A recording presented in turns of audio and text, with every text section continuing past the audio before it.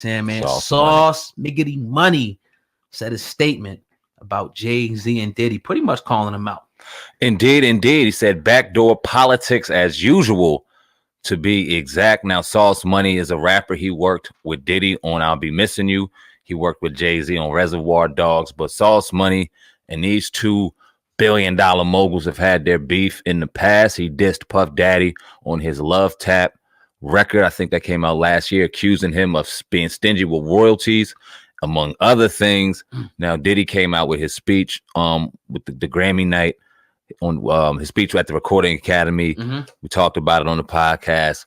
Obviously, he said that the Recording Academy has 365 days or else. Big words. We questioned what exactly that meant yesterday on this podcast. Right. Sauce Money also questioned it, but he questioned it in another way. This is what he said. He said, just watch Diddy Icon acceptance speech at Recording Academy, and I can honestly say I respect the message, just not coming from him. He practices the same backdoor politics against his own people, him and his friend Jay-Z. If the Grammys are on the clock, then y'all are too. Oh God, Sauce Money is calling Diddy and Hove hip hop gatekeepers. I mean, there ain't no way else to put it. What do you think? I would definitely, like to hear some examples. I mean, Sauce Money, if you happen to see this, we would love to have an interview with you to hear some real good examples of what exactly that you mean about them pretty much practicing, as he says, the same backdoor politics, against his own people. What does this mean? Show us examples. Now, we know on Diddy's side in particular, a lot of the artists that he dealt with have had, crazy experiences with them where they allege that he took money from them. They just, at the end, just weren't happy, weren't satisfied with the situation, dealing with Diddy. I mean, we can go all the way down the line, but Jay-Z a little bit different. You ain't really seen nothing like that. You might have one or two busters jokes out there that's crying about Jay-Z, but Jay-Z, it appears, has moved in a different way throughout the industry. So I salute him for that. And I know a lot of people, especially on Diddy's part, are going to go in on Diddy. They're going to say this about Diddy. A lot of people say his time's up. The Grim Reapers coming to collect on the soul, all types of stuff they got to say about Diddy because of the stuff that he's been accused of. I was telling you on pre-production, like Diddy and Birdman are probably have like the two worst names when it comes to being, execs and dealing with artists in the whole entire rap industry. Jay-Z, not so much. You don't hear a lot of people saying, again, like a couple people, maybe DeHaven. I ain't gonna mention the other cat. He was nobody. You know what I mean? But Diddy got a whole laundry list. So Sauce Money, clarify the statement. I agree 100% as well. I salute Diddy. I love what he did, but what are we gonna do? Sauce Money, clarify what you mean. Yeah, when we were talking in the pre-production, I was honestly trying to, throughout Diddy's throughout his musical mogul journey, think of any artist that he dropped that had a good relationship with him or ended well. You think about him and Biggie, him and Mace, him and Loon, him and Danity Kane, him and Black Rob, him and the band, him and Shine, him and whoever. Oh, man. You know what I mean? You start thinking about it. Him and Kim are cool. But she did blast him years back. So it's like, damn, if it walk like a duck, talk like a duck, it's a duck. That being said, I got respect for Diddy's grind, his pulse, his motivation, his drive to win, and his drive to be great. I'm never going to disrespect that because he didn't get here without working hard and busting his ass and doing what he has to do.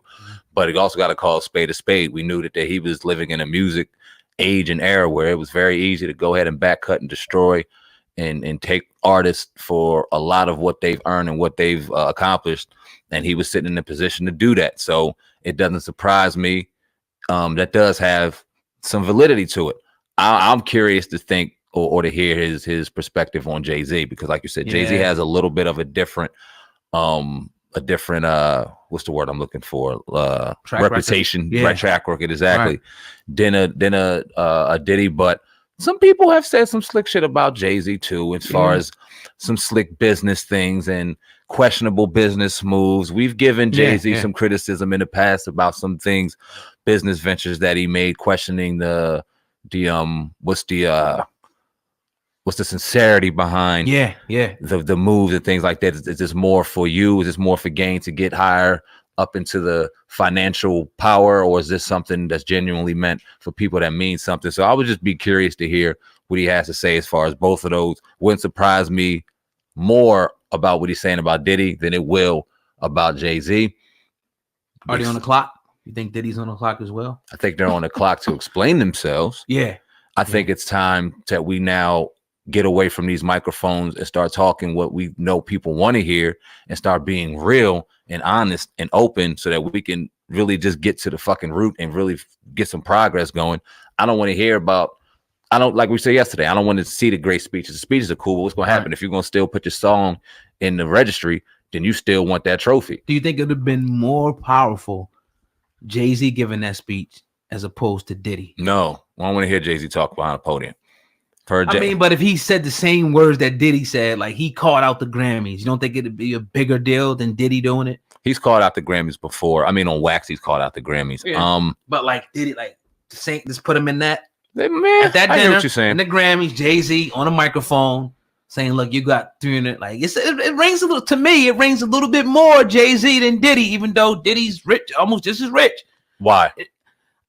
Because of the shit with Diddy and his artists and things like that. Because it looks like Jay-Z, yeah, but it looks like that's one part. Jay-Z really makes things happen.